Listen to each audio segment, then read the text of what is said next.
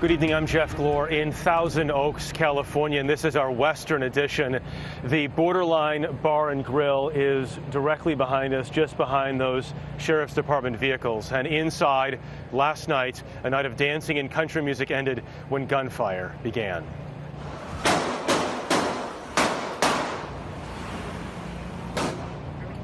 This is chilling new video from the scene. The shooter was a Marine combat veteran who is believed to have killed himself after taking 12 lives. Among the dead was a sheriff's sergeant. First responders and many others stood and paid their respects as his body was driven to the medical examiner's office.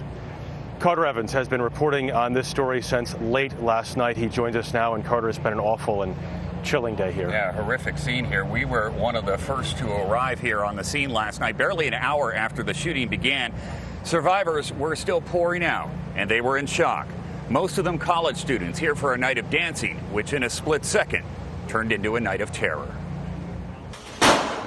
This dramatic video apparently shows the moments when a gunman opened fire inside a Thousand Oaks club.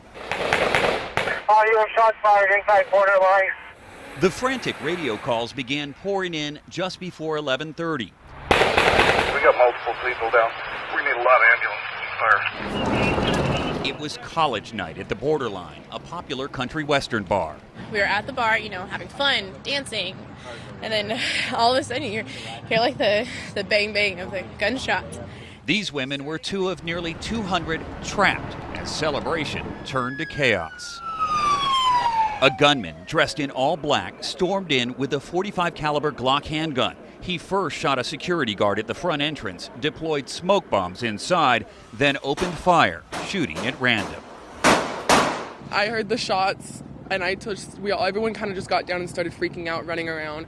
Inside, 11 lay dead, and panicked patrons scrambled for safety, some hiding in restrooms, others diving through windows. Guys, run! Go! He's coming out this door! And our friends got the bar stools and they started slamming it against the window so we could get out. That's how we were able to get out. Police arrived within 3 minutes, and 29-year veteran Sheriff Sergeant Ron Helis immediately confronted the gunman inside. At the Borderline, officer down. I watched an officer get shot in front of me, and I had to help drag him and throw him into the back of the cop car. He was unresponsive. Sergeant Helis became the 12th victim. Tim Dominguez was at the bar with his son. He was a brave man to come into those shots because it was a scary situation for everyone. It really was. Investigators identified the gunman as 28-year-old Ian David Long, a former Marine who had served in Afghanistan. He's got 3 gunshot wounds to the chest and he's down. Officers found him dead, his motive unclear. I don't think it was random. I mean, he's a resident of this area, and I would have to, common sense would speculate that there's some reason he went here. Government data suggests Thousand Oaks is the 3rd safest city in America. It's now the latest victim of mass violence, and for some here last night, it brought back a painful memory. I was at the Las Vegas Route 91 mass shooting. It's a big thing for us. We all are a big family, and unfortunately, this family got hit twice.